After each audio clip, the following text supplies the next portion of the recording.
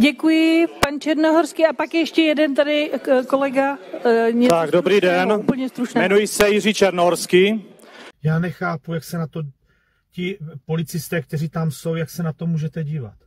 Jak můžete mezi sebou trpět takovýhle kurvy zasraný. Jak můžete mezi sebou trpět takovýhle kurvy zasraný. Jak vůbec můžete poslouchat takovýho zmrda, jako je Vít Rakušan. Jak je tohle možný? To stejný vojáci. Jak můžou poslouchat takovou kundu, jako je Černochová. Tohle ani někdo vysvětlí.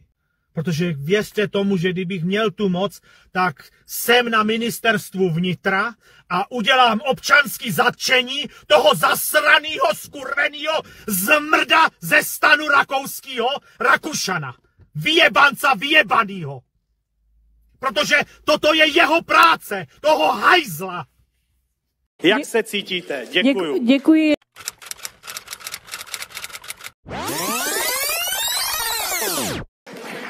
Děkuji, pan Černohorský a pak ještě jeden tady kolega. Tak, dobrý den, jmenuji se Jiří Černohorský. Rakušane, ty kurvo zasraná, mě fakt mrzí. Rakušane, mě tak strašně sere, že není trest smrti, že si to nedovedeš představit. Protože Rakušane, kdyby to bylo za socialismu, tak ty bys ty hajzle visel. Ty bys ty hajzle visel za to, co tady předvádíš. To prostě, kdyby to bylo za socialismu, prostě byl tady tenhle zákon, tak ty bys měl ty hajzle viset. Rakouský, je to jednoznačný. Bohužel dneska v České republice trest nejvyšší je to doživotí. A tomuhle, co se tady děje, vy budete tleskat? Tady jsou fakt schopni tleskat kurvy zasraný tomu systému? Jak se cítíte? Děkuju. Děkuji.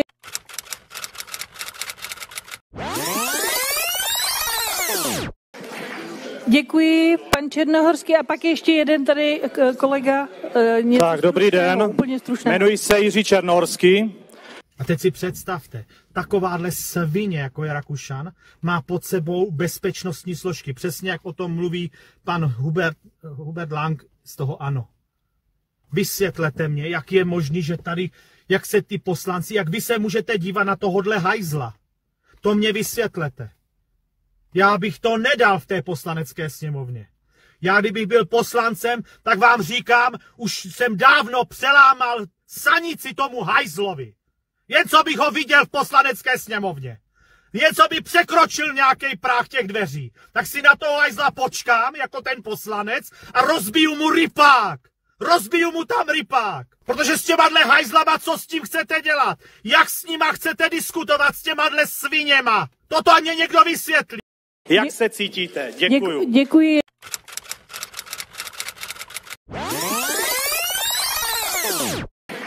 Děkuji, pan Černohorský a pak ještě jeden tady kolega. Tak, dobrý den, jmenuji se Jiří Černohorský. A můžu vám říct, že mně přijde, že jak tady mluvil pan doktor Vladimír Čížek, takže pořád jedeme nějaký dezinformace. Za prvé, chtěl bych se zeptat, jestli v České republice existuje vědec, virolog, který by dokázal odmítnout částku 37 500 000 korun. Protože Samuel Edgar, youtuber, vyzval, aby byl vir SARS-CoV-2 prosím pěkně izolován a že kdo ho izoluje, tomu tuto částku předá. To je jedna věc. Takže chcete mě někdo namluvit, že neexistuje nikdo, kdo by o tuhle finance nestál. A další věc, tady panu Zdeňku Hostonskému. Pane Zdeňku Hostonský, jak se cítíte dneska, když jste jeden z vašich takových proslovů byl neočkované babičky o Vánocích, dejte do rohu, nasaďte jim respirátor a ať se na vás koukají ze 3 metrů, pane Hostonský. Jak se cítíte? Děkuju. Děkuji.